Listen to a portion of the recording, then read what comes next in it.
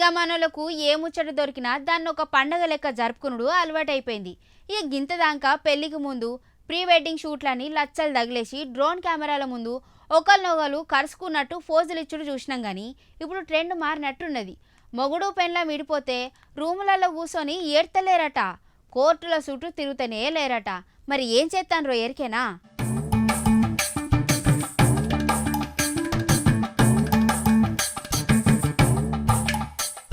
మార్కెట్లకి ఇప్పుడు కొత్తగా పోస్ట్ డివోర్స్ అనేది వచ్చింది.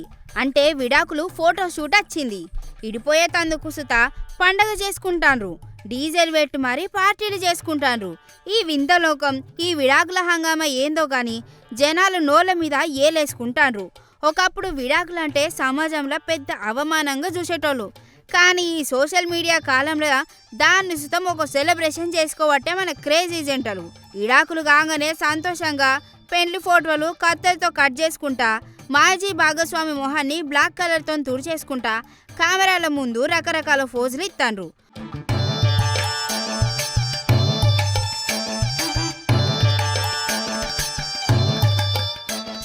నువ్వోతే నాకు ఇంకొకరు అన్నట్టు ఫుల్ స్మైల్తోని ఫోటోలు దిగుకుంటా సోషల్ మీడియాలో సింగిల్ అండ్ హ్యాపీ అని క్యాప్షన్లు పెడతాండ్రు.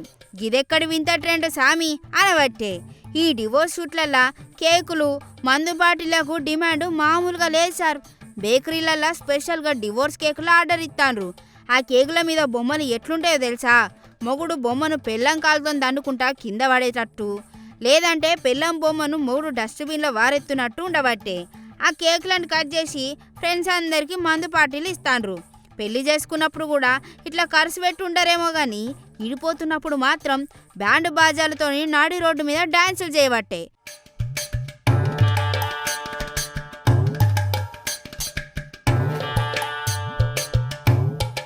ఈ ట్రెండ్ చూస్తే ముందటికెళ్ళి పెండ్లిల కంటే విడాకులకే ఎక్కువ ఖర్చు పెట్టేలా ఉన్నారు మన జనాలు. ఫోటోగ్రాఫర్లకు కూడా ఇదో కొత్త బిజినెస్ అయిపోయింది. ప్రీ వెడ్డింగ్ షూట్ మా దగ్గర చేసుకుంటే పోస్ట్ డివోర్స్ షూట్ ఉచితమని ఆఫర్లు పెట్టినా ఆశ్చర్యపోనక్కర్లేదు. ఏదేమైనా కలిసి బతకడం చేతగాక విడిపోవడమే ఒక బాధాకరమైన విషయమైతే దాన్ని కూడా గింత హడావిడి చేసి ప్రపంచానికి సాటి చెప్పడం అవసరమారా నాయన? పైసలు ఎక్కువైతే ఇట్లనే బుర్ర తిక్క తిక్క పనిచేస్తాయి కావచ్చు. జర్రా పైలం మరి జంటలు, రేపు మాపు మీరిట్లా చేయకుండ్రి.